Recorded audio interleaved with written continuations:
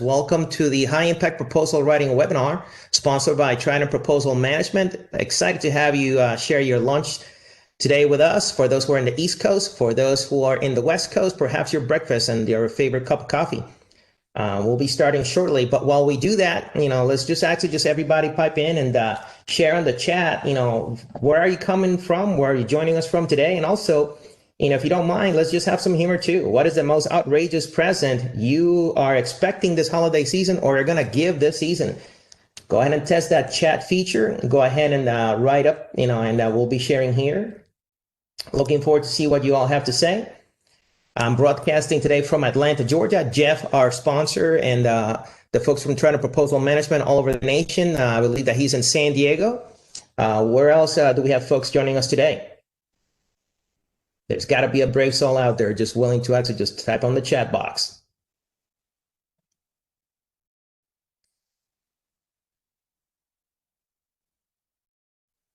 All right.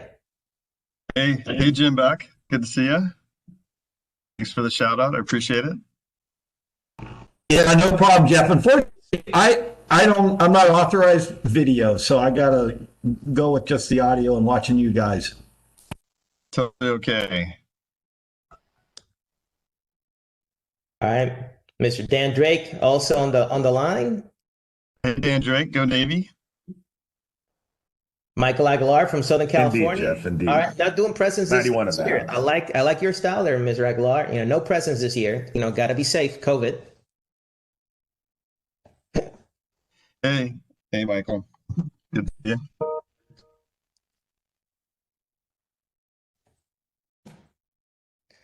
All right, it's 12 o'clock. We'll be starting shortly. We're going to give some time for the folks that are joining us. This is the lunch hour in the East Coast, so we're just going to give them a couple of minutes so they can get settled in, and we'll be starting shortly.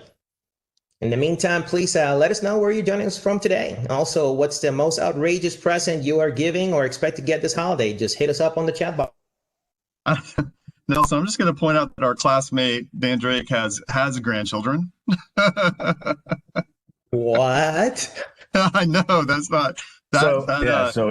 It's hilarious. Well, they're step grandkids, first of all. Oh, okay. Yeah. Okay. I see. So, okay. but yeah, so it is. It's almost doable if I were, as what Jeff was implying. Yeah. Yeah. Could have been, but not really. Almost. Yeah. Not quite that prolific or lucky. But I know the way I look at that is you would have showed up at the chapel right after graduation with a baby in your hand. Yeah, That's the way I would pretty much. Which knock knock. I think a couple of our classmates actually had that happen. But I digress. Welcome to Mr. McDougall joining us from Omaha, Nebraska. Outstanding. Yeah. And Lisa joining us Delaware. Outstanding. Yeah, I like Lisa's Christmas present, the renovation. Yeah, it'll be done right before Christmas, so it counts. That is a Christmas present for Mama, that's for sure. It's a Christmas present for everybody, but oh my goodness. Yeah. Well, congratulations on getting that done. Thank you. All right. Welcome everybody who is joining us right now. I see that everybody's beginning to roll in. Looks like everybody got their lunchbox, getting their favorite beverage for lunch, and joining us on the website. So we're going to wait 2 more minutes, for everybody to get settled in. In the meantime, please let us know where you're joining us from today. And also, what's the most outrageous present you're planning to give this or expect to get this holiday season? Please hit us up on the chat box. Also, for those who are also joining, please know that we're also broadcasting live, or, we should have actually just a live page for you to follow. The presentation is already available at the Capture Webinars page. The slug is High Impact Proposal Writing, so HIPW-webinar. You can follow along and get some special offers from Trident Proposal Services and additional tools from our sponsors.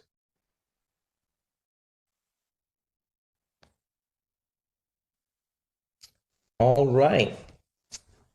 Would love to see a few more places people are coming from in the chat. Let us know that even though your video's off, you're still watching. I'm going to ask in typical 91 can't shut up fashion. Jeff, are you still in San Diego or not? Yeah, I saw that you're in Marietta. Yeah. So I have an office in Mission Valley during non-COVID times.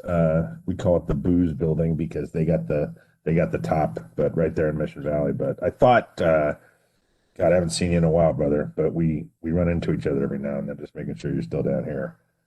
Yeah, I know that. I know the building you're talking about. So Yeah, yeah, that's it. Yeah, got a nice corner office, and then COVID happened. So yeah. Just please let me know.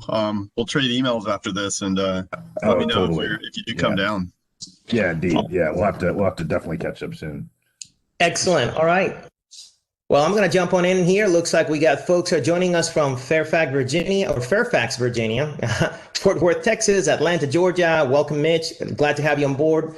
Brandon from Fort Worth, Tom Newman. As far as giving present, let's see. I like that. He's giving away the chance to work on a proposal over the holidays. That is the gift that keeps on giving. And his heart grew 3 sizes. That's awesome.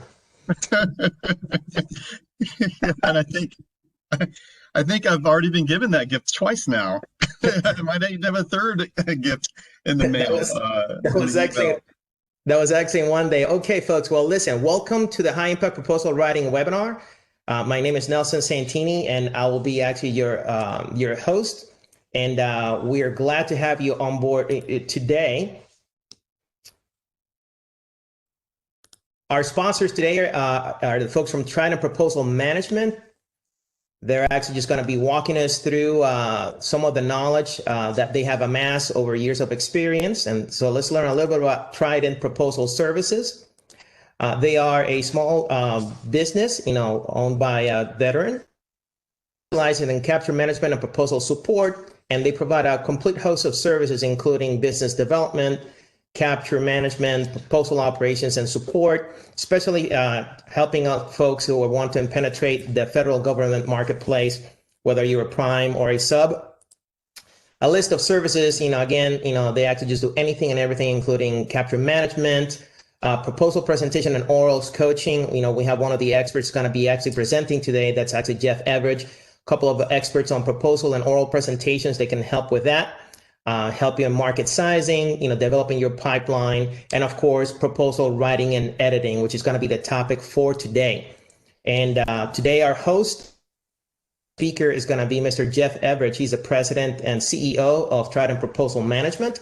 He's a former Navy SEAL, graduate of the United States Naval Academy, class of 91. He was a senior consultant at Booz Allen Hamilton, director at PricewaterhouseCoopers. And again, he's one of the SMEs, an expert in oral presentations and capture management. So we're glad to have you today. Excited to have Trident Proposal Management present. And so let's just get started.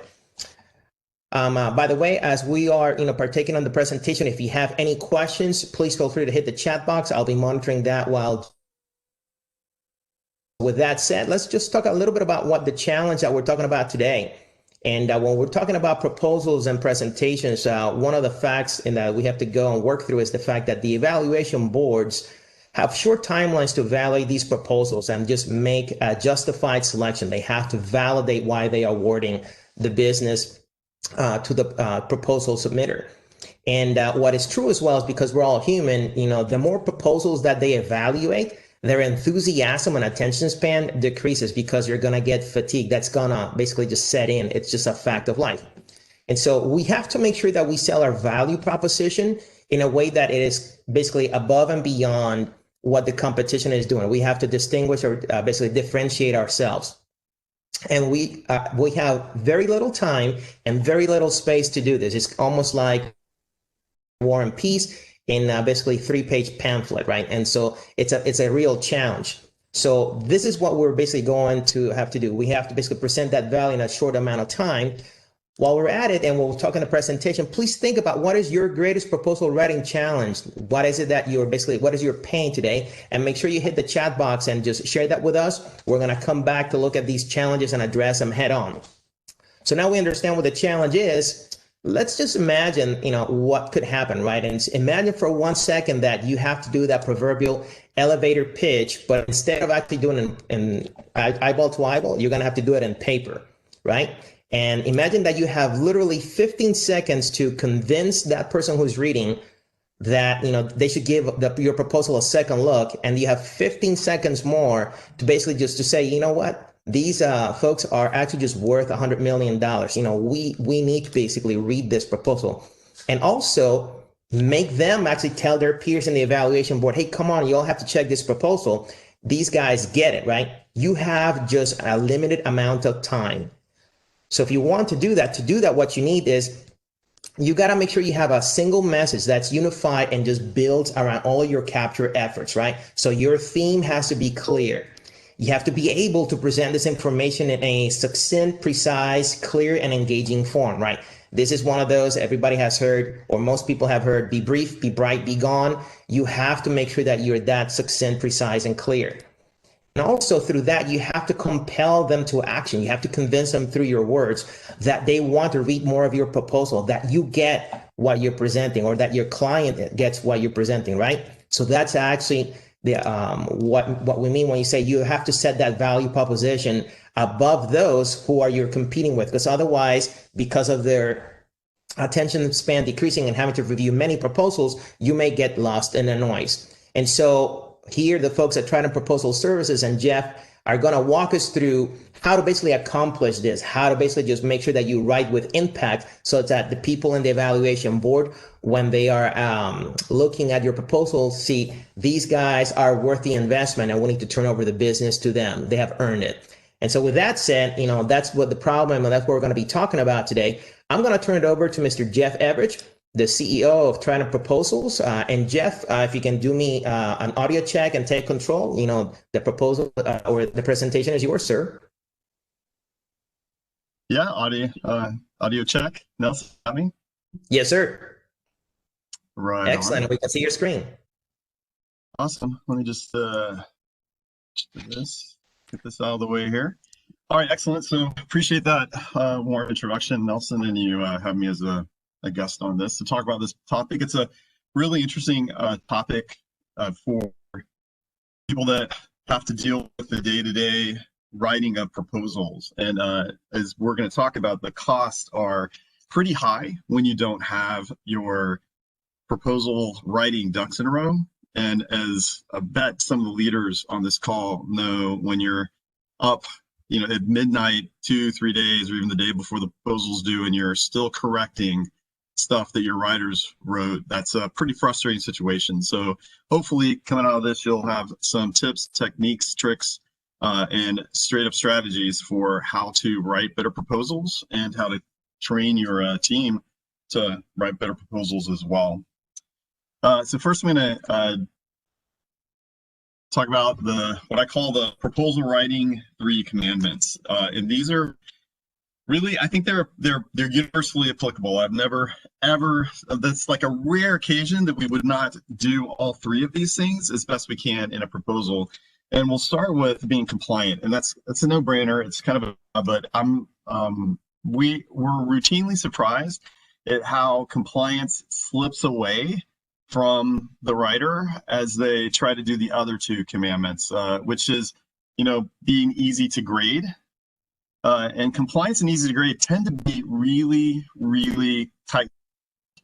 But for some reason, even when a proposal is fully compliant, addressing every bit of L&M of the RFP, easy to grade can be jeopardized when they start going out of order or not using the words. And one technique for good proposal writing is using the words so that they can see the words and they can match their grading sheet or their PWS, their statement of work, their RFP, their section L, to match that the people or to what they're actually reading, right? So easy to grade is the second commandment, and the third commandment is to be compelling, differentiated.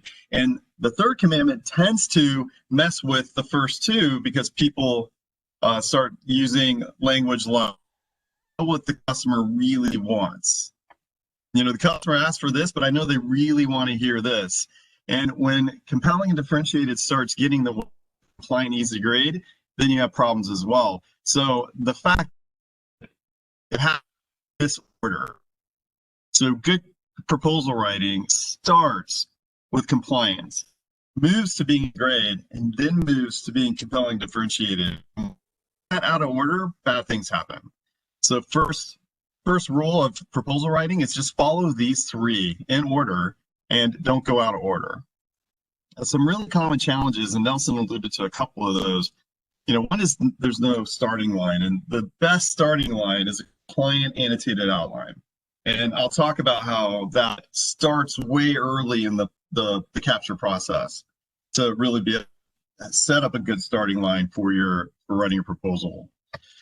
And then looking through the microscope. So this is a really interesting challenge that we encounter with the subject matter experts and the proposal writers, the volume leads that we coach and we tech edit, because part of our copy, tech edit, and compliance is coaching writers on how to be a better writer next time by showing how to be a better writer this time, right? And what we find is often the writers have a really, really small view of what needs to be written. So the PWS has a specific requirement, and they write their specific how answer, and they don't think about it from a bigger picture perspective. And what you get is a whole bunch of really incremental pieces and steps in your response without a holistic integrated story.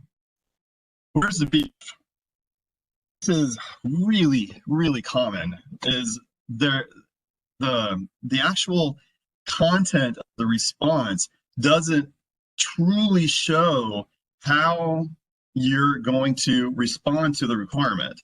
Like a lot of times it looks like, and I'm going to show you a really poor example of it, but it starts with "we understand." So we understand this requirement, right? And that's not an answer. There is no beef there. You have to go way farther than just saying that you understand the PWS requirement or this section LRM requirement. Consultant speak. This one, I'm not exactly sure what happens, but it seems like really good technical writers that normally would never speak this way or write this way all of a sudden start adding this flowery language. They use words like highly, like, we're highly good at something. I mean, get rid of that. If it has an ly after it, it's likely unsubstantiated, flowery, just what I call consultant speak. Because a lot of the proposals, when I was at PricewaterhouseCoopers especially, a lot of the proposals had this sort of highfalutin language that just wasn't valuable, wasn't high impact. It immediately made people suspect that it wasn't highly. Color team merry-go-round. This is a common challenge that we find when there's not really good proposal writing in place, when there's not a good outline to start with, when there's not good tech editing to get things one voice and smooth, is you end up just with this result of having a color team have to do it again. The color team's giving the same feedback from pink to red. That kind of process, or that kind of waste, is something I think Nelson's going to talk a little bit about, that waste and the impact of that waste. But the color team merry-go-round is just where the reviewers feel like they are giving the same feedback over and over again. And usually when you have a color team merry-go-round happen, that's when folks like us, the leaders of proposals, end up rolling up our sleeves and fixing everything ourselves instead of having the writers do it. And that's the impact of not having the right experience level of proposal writing. Finish line frantic, I've alluded to this. This is when it's 2 days before, 1 day before, 3 days before, and what I like to call like communal decision-making, committee decision-making is over. No one else is going to review this thing, give feedback, and I'm just rolling my sleeves up and I'm just fixing everything so we can submit. That's the finish line frantic. It's never fun. It's always late nights. It always feels really risky when you're doing that. So it's just a common challenge with really good proposal writing way up front. So let's talk about developing a high impact proposal, because it really does. It is a process-driven thing, as we all know, and it should not end up being work at the very end. We want to really front-load how we write proposals. And I've alluded to a few of these things, but one thing is integrating with capture strategy. Managers out there, as you're capturing and shaping the RFP before it comes out, you're going to want to have a really succinct and well substantiated list of win themes or win arguments or whatever you call those things, and examples of those. You really want to understand the customer, the competitive landscape, and all of these things are going to inform how the proposal is written from that bigger picture, getting out of the microscope and into more of a binoculars look at the way you're proposing. Let's start with that annotated outline for our proposal process that we have on our website. It's called Fast Prop. It's literally a whole step is just getting that outline right, because what we found is when we provide a fully annotated compliant outline, it literally starts you in a place where you're compliant and easy to grade and has some information around how to be compelling as well. So starting with that outline is really important. A well-formatted outline as well, so you're not doing a lot of formatting before color teams. Presents a value proposition. That's key. That's key because we do find that even if we give a outline that's compliant, that's already easy to grade, that getting that compelling in tends to be what great proposal writers do that others don't. And that happens throughout the process, but especially in this review and revise and the iterations that we do, that we try to shy away from color teams and move toward iterative reviews. And so as you do an iterative review, you can keep inserting that value proposition that sometimes doesn't make it. It focuses the reader evaluator. So this one's really important as well, because if it's easy to grade, then the evaluator is going to, it'll be really easy for the evaluator to focus on what part of the requirement. But it also, and I'll talk about this in some techniques for high impact proposal writing, it's also going to focus on challenges and concerns that the evaluator has, because there's no better way to get someone to focus on what you want them to, on your solution, than to tightly couple it with a challenge or an issue that they're having currently. That, it's easiest to sell water to someone in a desert, right? So you want to point out the desert before you start selling the water, if that makes sense. Provide proof. This is something that like really critical technique that I'm going to go over is, to show, not tell. Proof in the form of examples, quotes, third-party validation I'll talk about with, maybe CPARs, CPARs, cut and paste, that kind of thing, quotes from CPARs. So compelling proof is going to be the key differentiator for most value-oriented proposals.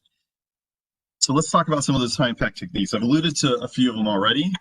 This is the juice, guys. Talked about the squeeze here, but this is the juice. These are the things that if you do them, you're going to end up with a much, much more compelling proposal than if you write the proposal more on a how basis.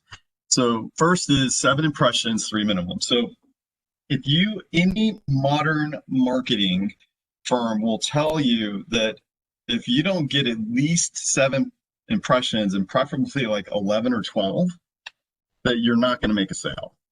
And, if you have Facebook, if you have Instagram, if you have ever gotten an ad 2 or 3 times from 2 or 3 websites, that's the impression rule. Literally the impression rule in action, right? Because they for some reason you clicked on something, you literally, as you're scrolling Facebook, you hesitated on an ad they gave you. Now they're trying to get those 7 impressions going, because they know that once they get 7 to 11 impressions, that's when sales are more likely to happen. So 3 minimum, just from a straight science perspective, if you tell someone in 3 different ways the same information, they become 78% likely to have that in working memory long enough to do something with it. So what does that all that mean from a proposal writing perspective? When you're writing proposal, you have win themes that you go into writing the proposal with, ideally already annotated in your outline. And if you just talk about that differentiator, that win theme one time, likely that the evaluator is going to have differentiator in their working memory to down and to give you a best value. So you're really going for a minimum of 3 times of giving example-oriented something that makes it compelling, and really look for 7 or more. And once an evaluator is read, and by the way, that's oriented around volume, it might even be oriented around sections of volumes as well. So if you think about it, you're going to want to say what that differentiator is and give in different ways, not the same example, but different examples, at least 7 times so that they can go, oh, that's right. Those guys are really good at this. And they can write it down in their score sheet. And they can remember it when it's time to do the best value score that they've given you over other proposals. Right? You want to think about differentiator perspective. What is it that you're going to write minimum of 3 times, 7 times, so that people walk away thinking, okay, that's right. That's why we want to choose that team to win this contract. I talked about this a little bit in the last slide. Addressing customer concerns, challenges, and issues. There's a lot of evidence, and you can probably find it in your life as well, that if people try to sell you something that you can't immediately understand, you would use it, and that when using it would take care of something big, you're unlikely to buy it. And when you talk about really contracts to the government, if the person proposing doesn't understand what the customer, that it's just everything's going to fall when you start talking about what you do. You want to tightly couple, like I said before, concerns, challenges, issues that the customer has with your specifically. I think that intuitively makes sense. We don't tightly couple it. We help a lot of people write, a lot of companies write proposals. We've written a lot over the last 10 years, and we just don't see that tight coupling. And what we'll do, especially with oral presentations, is we'll have a meeting ahead of time and just talk through what does the customer care about, so that we can tightly couple the oral presentation to the challenges the client's having. As soon as you say, as soon as you say, hey, thirsty, I have water, they're going to really perk up. But if you say, hey, I have a whole bunch of salt, they're going to be like, okay. So you have to really into those challenges, and capture will bring all those challenges, customer issues to the writer team so they can. Don't for me, otherwise known as third-party validation. The more you can put into your how other customers or the current customer, if you're the incumbent, has highly valued, given you accolades, quotes and CFRs, like has shown that you're good at whatever it is you're saying you're good at, right? And that actually increases the amount of what's called third-party validation, the amount of believability that comes from whatever you said. So if you can tightly couple a customer's concern with your service offering, where another customer, a customer, they could get up and call, do this for you. Did they really do? You can tightly couple those 3 things, the more believable, the lower risk will sound to the greater you want your low risk, high value solution. Priming in the context of government contracting is being the primary contract, but that's not what I'm talking about here. From a proposal perspective, you want to prime the reader to look for in your proposal. People going to tell them what you told them to get those 3 impressions. What you're going to part is, and that's, by the way, that's a great, and it's not always possible to format if you have really limits on how much you write. But if you can follow that format, that's a great format to follow. But the key is, though, you want to really very really directly tell them the most important capability, differentiators, whatever it is that you want them to remember. You want to tell them that up front. Brains will be looking for evidence of that throughout the proposal. And the science behind this is, if you happen to be in the market for a Subaru, let's say, all of a sudden the highway is full of Subarus, right? It's the same idea. You're priming them, so you want to prime them to look for how your incumbency, means something, right? By being the incumbent who's been a great performer, you want to give them a lot of evidence, but you want to prime them. Hey, our incumbency means we're low risk. Throughout the proposal, you're going to keep going back to our incumbency risk, looking for, just like the Subaru buyers prime for Subarus on the highway. Pacific Eagle's credible. I have a example that I'm going to show you here in a second, but the more specific the data is, the more credible it is. And it's as simple as, 80% versus 85%, right? If you're very specific, it just turns out, that you become more believable and more credible. If you give numbers or vague generality, it just land the same. It won't mean as much as specific examples, specific numbers, and specific data. Showed on top, talked a little bit about this as well. So when you hard to demo in words, and if you read most is especially based RFPs, they'll say thing in section M around demonstrated knowledge. And best we can, there's really only a couple ways to demonstrate knowledge. And what happens is the very microscopic view of it is they've asked me to tell them how I do X, so I'll tell them how I do X. But that's not enough to win. Then you have to give examples of where you've done it. You have to integrate it into the bigger story of how you deliver all services, but also you need to add that third-party validation, the evidence, the specific evidence, that kind of things. All these things, examples, stories, third-party specific numbers, ability to demonstrating knowledge of that particular section. Feature function benefit result. If you have done any sales training at all, you heard about feature function benefit, it's something really common if you look at infomercials, especially as it has the function of high-speed blending is it pulverizes even the most densest seeds and nuts, and the benefit of that is that you get a smooth smoothie without any plant, right? And the result is just a better drinking experience.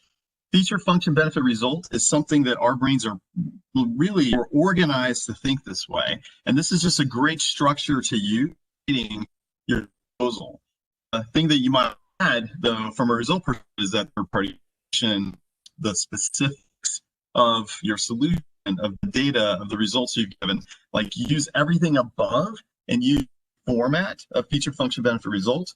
And that starts really getting high impact. But people read feature function benefit result, our brains are so organized to say that the reason the made on or sold on TV or only seen as seen on TV, that works. The infomercials, the reason they keep doing them is because they're working, right? Sell so much is because they use this specific language pattern to sell. What looks like here from the perspective of answering a particular PWS section.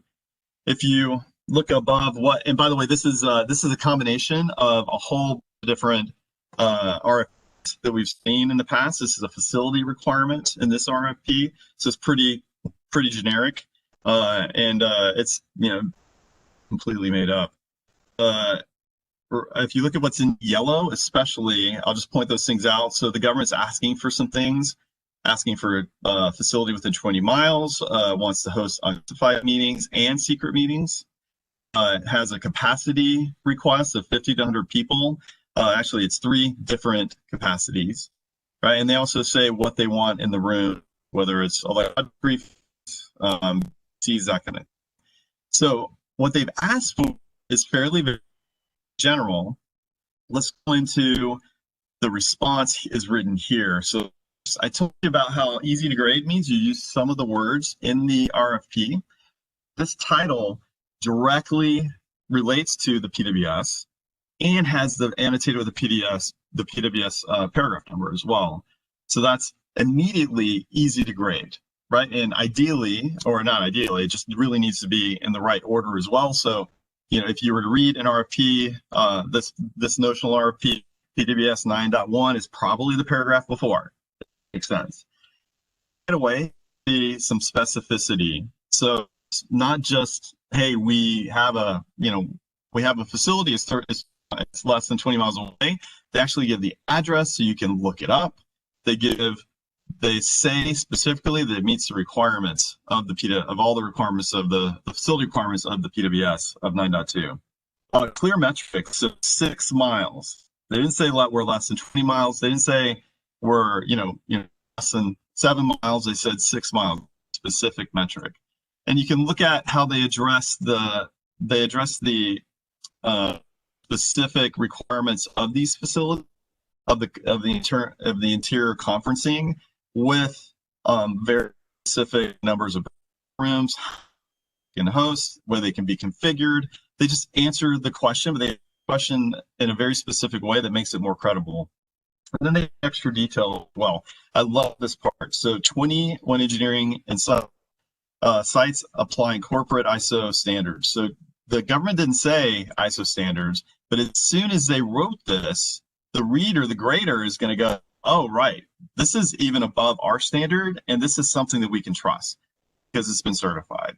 So this is just an example of a notional response to a particular PWS requirement.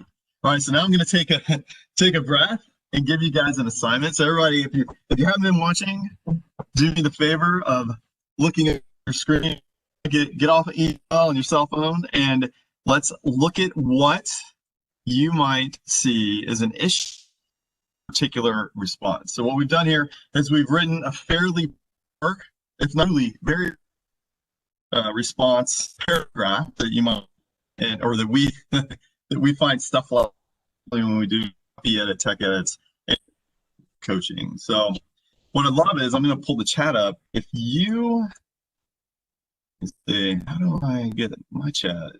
Let's see. Yeah, chat. All right.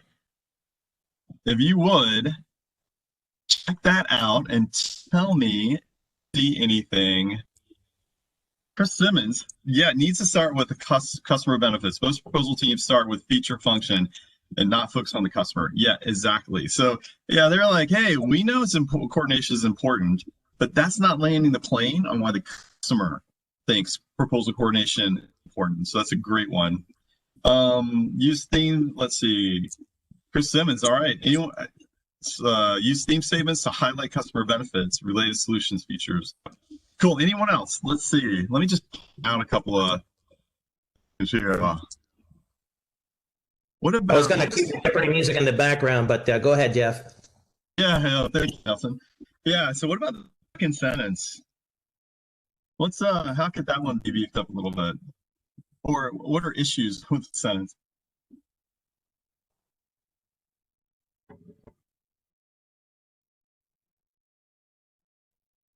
If we got anything in the chat, I had to move it down.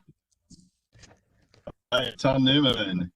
Is that the customer's leaders or the contractors? What a great point, right? Not specific enough to know exactly what we're talking about.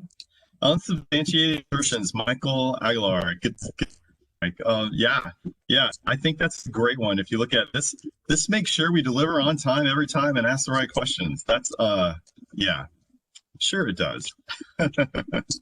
Anyone else got anything from this particular paragraph? Come on, Mitch Reed. I know you're on the call. And Lisa, I know you're on the call. Pipe up. Not to put you on the spot or anything, because I would never do that. I mean, I would never put you on the spot. Yeah.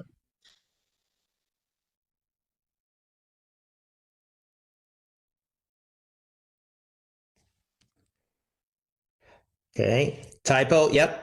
So Chris is all over this. Thank you, Chris. Thank you, Chris. I was thinking about that's the typos. Really interesting how very wordy with no impact, right? Lots of words, but it's all flat. Yeah, I think there's at least one more typo that hasn't been caught. Granted, these are the things that Word tell you or with the little squiggly line, and for some reason we don't always get them all. Yeah, Mitch Reed, we understand too. I do too. Pretty much, I basically tell all my clients, whether it's orals, I'm coaching the orals, from a written perspective, is if you start with "we understand," you've essentially said nothing. That sentence probably going to be meaningless, whatever comes next. Key engagement is capitalized. Yeah, it could be. In this case, it probably should be, but it's something you'd want to check. Sometimes things aren't capitalized and they get the acronym anyway, but it's really, really, really uncommon, and that'd be a trigger for me. All right, one thing, give someone a chance to get extra credit to find.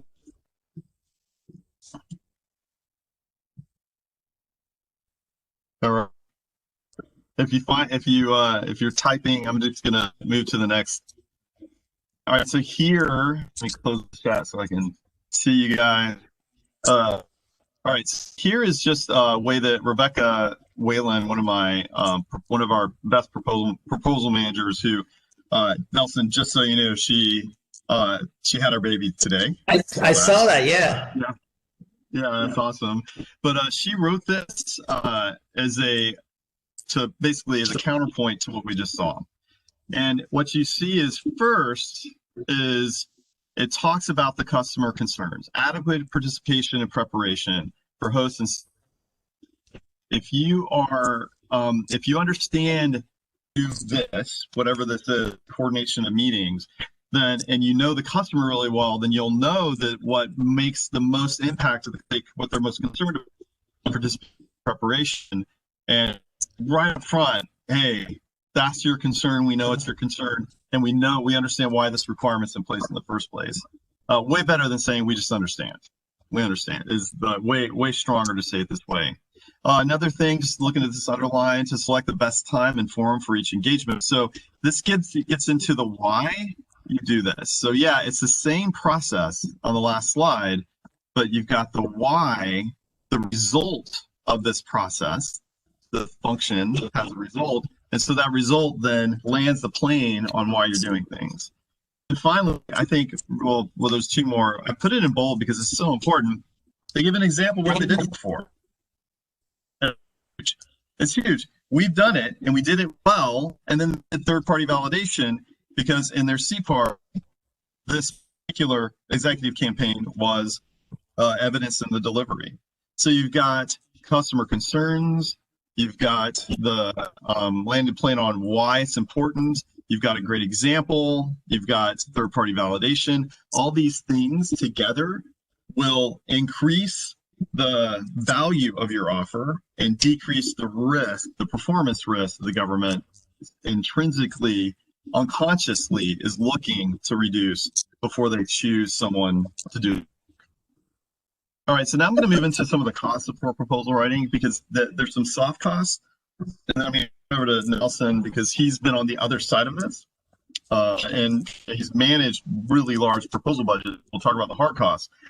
So soft.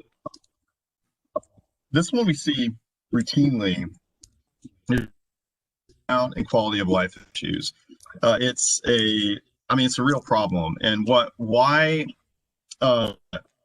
this happens is there becomes this, during proposal season, there becomes this high expectation that your SMEs are going to be, spending 3 to 4 hours an evening after work writing the proposals that, keep them working.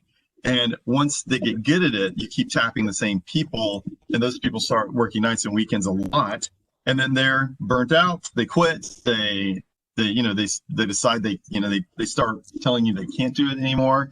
Those types of things happen. Temptation to eat out. This is so interesting. But I've definitely seen this. No one will ever tell you their eating hours. And when I say eat hours, they're not reporting hours. They won't tell you that. But what I've noticed is that as proposal budgets get tight, as the desire to fully bill the client and not have the burden go down, the big work hours, if you're a cost plus fixed fee accounting system, then, or in a cost plus fixed fee, a cost plus contract, then the temptation to not charge all the hours gets really high. Sometimes the pressure to do that gets high as well. Damage, and that happens. Why? Because you weren't able to adequately allocate budget for proposal writing, and you have to redo things, and all of a sudden the budget's blown, and it just cascades from that. damaged relationships with client partners in the contracting office. So what I've seen as well is this idea that bring a whole bunch of people off client writing, and the client starts to get ignored. And then as that snowballs as well. So the client, then you're not making as much revenue because you've got people they're focusing on the proposal. And if you could just use the people that are on client side just for the little bits they need, but then have your proposal writing on top of that, professional proposal writing on top of that, then you can have a situation where you still get your proposal done and satisfy everything that's happening on the client and make more revenue as well. And then corporate morale during proposal season can take a real hit. There's an offshoot to this though, sort of a weird result of the corporate morale going down is the bonding of the proposal team goes up because you're in it together. But you want to still have that bonding as a proposal team going something really hard together, but at the same time you want to maintain your corporate morale and not have employee burnout. So these are the things that I bet, if I'm a betting man, I bet every one of you, if you've been involved in proposals at all, you've seen one, if not all four of these manifest in your company. And then finally, opportunity costs. So I'm going to Nelson to talk about our opportunity costs from your perspective. One, Nelson, who has managed very large proposal budgets and understands the impact of poor proposal writing is from a cost perspective, because there is an opportunity cost to having your team writing the proposals, whether it's being on client side and doing work for the client, or even just being with their families and being, happy employees for their entire career. The opportunity costs can get pretty high. So Nelson, I'll hand it over to you. Thanks, Jeff. Appreciate it. And if you can just don't mind moving on to the next slide. So just to give you for perspective, for the last 17 plus years, I've been actually just working on federal sales and selling to the government.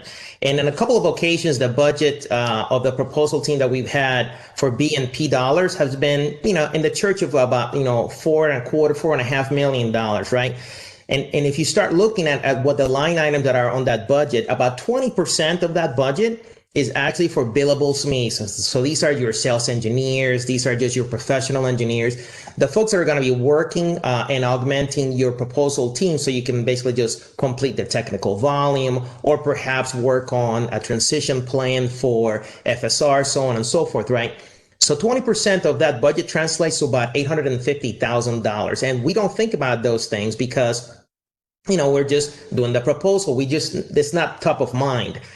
Now, wrap your head around the fact that, if you have a wrap rate of 1 3/4, 1.75, that means that those $850,000 of cost. So I was just talking just costs on salaries of these folks.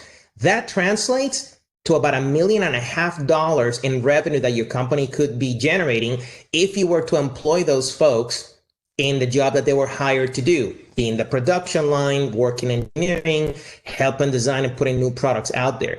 So it's a material issue when you basically take 20% of your workforce and you take them away from the line to work on proposals to the tune of about $1.5 million. So if you actually were to recover about 33% of that work, let's say that you hire some good professionals or use some coaching, you're looking at an immediate gains.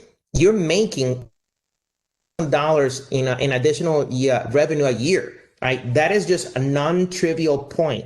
So let that sink in for a second, that if you were to train the team, or if you were to basically just hire professional writers or editors, you could be making this kind of money. And it's a question that comes very frequently when you're on budget season and your CFO at the end of the year, like right now in December, is asking, do we really need that training, or do we really need to hire those consultants? Probably yes. If you want to make $500,000, I think that there's a quick way for you to actually have a road to get there. Next slide, please.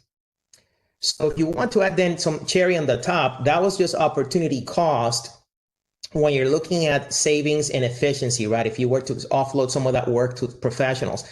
Let's look at the proverbial pink teams and red teams. And so I'm not going to ask you to raise your hands, but if you are in a company like the ones that I've worked in, you are not going to basically just do 100% of the time a straight cycle between a pink team and a red team and out the door. You're going to do some cycles, right?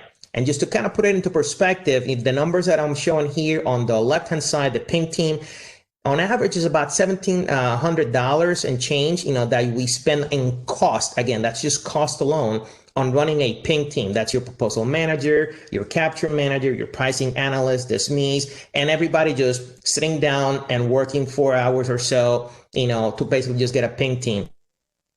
That team, but you have the added bonus that you're going to have your C-level suite, your senior executives, and they're going to basically jump in there.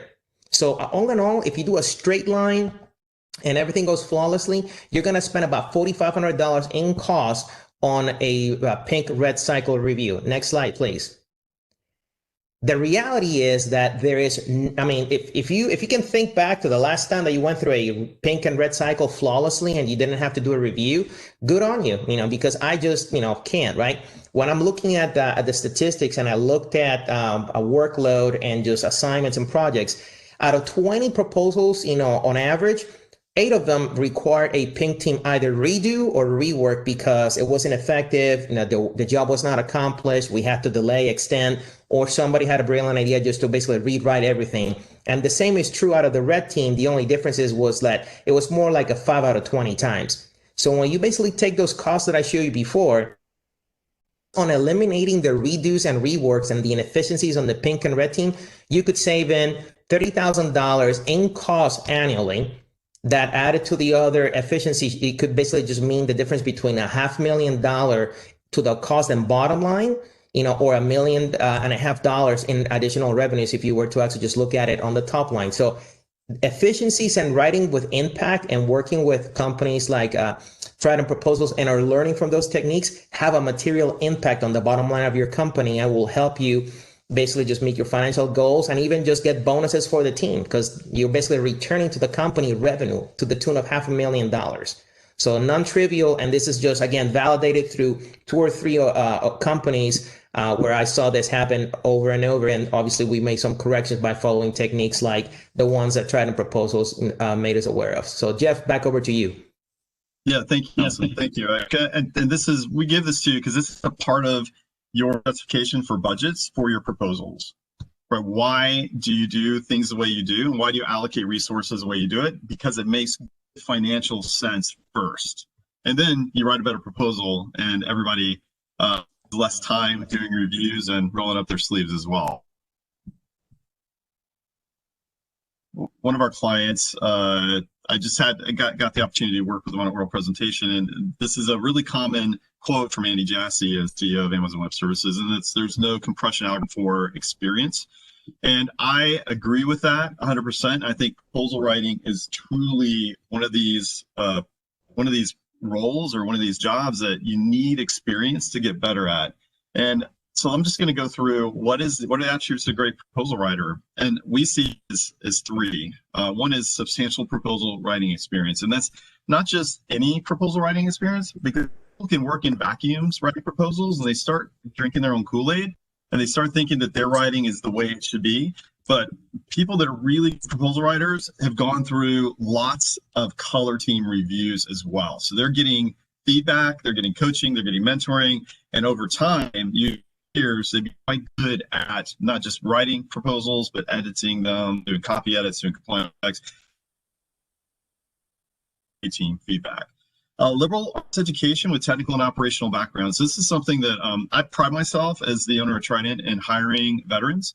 And our typical profile is someone from a military background that has usually a master's in liberal arts, in history or English or technology, or engineering, and they have some sort of operational background they bring.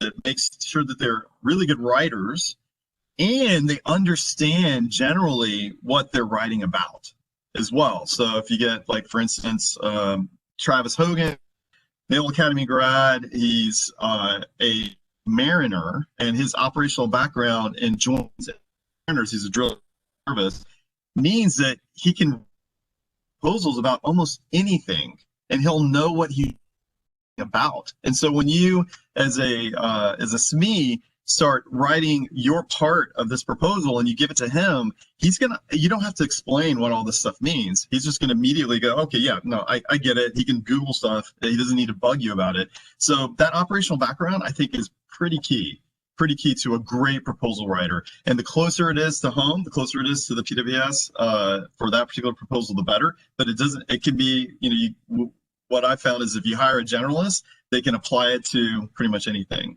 And then they're fanatical about efficient and results-oriented writing.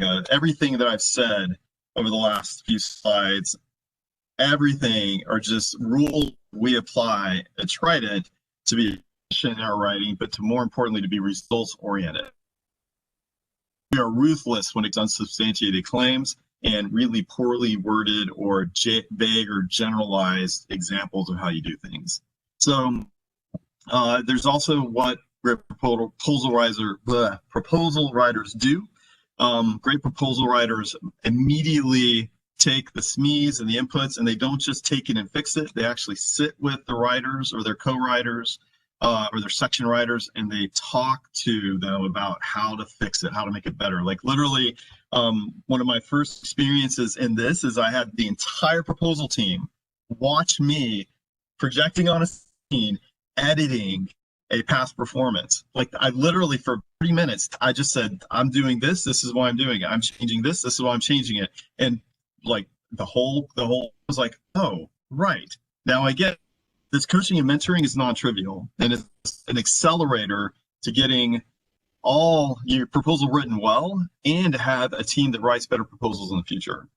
It gives reviewers the right level of content to keep them focused on how you're not cleaning up. This is so important. This is, the that you call pink team ready to your outline review. Don't do that. Bring an outline to an outline review. Get that outline validated, and then if you have some, maybe cut and paste it, but really think before you start cutting and pasting. Giving the right level of content and a clean, really easy to grade, easy to document artifact to color team is a huge benefit. Like, that's what saves you $30,000 a year in color team redos. And then optimize for revenue and client satisfaction during the proposal season. So really solid volume leads, proposal writers are going to be sparing in their use of the technical people that are coming off the client side when you're in the middle of a proposal. So good proposal writers understand that the best place for the technical SMEs is billing the client. And so they're not going to overburden them and kind of ruin their nights and weekends. They're going to take care of most of the heavy lifting and at the same time coach and mentor so that maybe next time those guys can write better content and there won't be so much lifting. And so I just want to give you guys we're kind of scratching our head on how can we really reward and say thank you for giving us the time to do this presentation and to listen to what we think great proposal writing looks like and some of the tenets of it. And so we put together some packages to take you further on your proposal writing journey. One thing that we're proud of is just this year we've launched some online courses. And if you like, you can now at a significant discount, you can get just one seat for you on our high impact proposal writing course. It includes our Fast Prop ebook. It includes a compliance training bonus, and it's only $97. We also have a Train the Team, which is the same set of courses, but also a live 2-hour training where we'll, virtually give all your team be trained by a professional proposal writer and deal with even some issues with your current proposal as well. So you can apply it not just generally to train, apply it to a specific opportunity that you guys are looking at or a proposal. Our favorite package, we think, is the coaching package. This is definitely a very high value package. It includes everything from a team training. It gives you 10 hours of that coaching and mentoring we talked about. And then also we have an offer called the Great Team, which is an evaluation board. And that's something that our customers just love, that we provide people that have been on government evaluation boards in the past. We bring them in to do a PEB-like evaluation of your proposal, and you can get literally 30% off for the year for any of those evaluation board members, or if you want more review and coaching, you can get all that. And then we have something for new customers only, because I think any of our current customers would jump all over this, but it's done with you. So this is where we really take the reins on helping you write part of your proposal and throw in a whole bunch of copy and tech editing at the same time, give you for the rest of the year discounted rates on those services. So if you're interested in any of that, you can head over to tridentproposals.com/high impact. We're going to have that up for 48 hours. And if you can pay with credit card there, but if you need to do an invoice or anything like that, you can just email us. And with that, I think we're ending exactly on time, Nelson. Thanks, Mark. Yeah, no, you got it right under the wire. Awesome. That was great. If there's any questions, though, I'll pop it in the chat, or you can come off of mute to ask any questions you might have. I do have some questions that I copied from the team, and we didn't have the chance to go revisit them all, but I'll be actually just sending them again for the folks, just answering, and make sure you get some answer to your questions. But thanks so much, Jeff, and the folks at Trident Proposals for this great presentation. It's really exciting to actually just have you guys, share your knowledge with us. So thank you for taking your time. And again, for those who are attending, if you go to the website, capturewebinars.com, you can also get that link, and it'll redirect you to your Trident Proposals high impact page. Again, thank you so much for attending. Last alibis for questions. Any other questions before we adjourn? Don't see anything in the chat. So with that, if you guys want to peel off, great. Thanks so much, Drake, Dan, I'm sorry. And Jeff, again, thank you so much for the folks at Trident Proposals. Great job today. Thank you, and see you in the next webinar coming up in January. All the best and take care. Right on. Right. Bye, everyone. Thank you, Jim. Thanks, Nels. Thanks, Jeff. Thank you, guys. Jeff, Thank you, Dan. Yeah, Jeff. Hey, brother, I'll hit you up on LinkedIn and we'll connect. Okay, cool.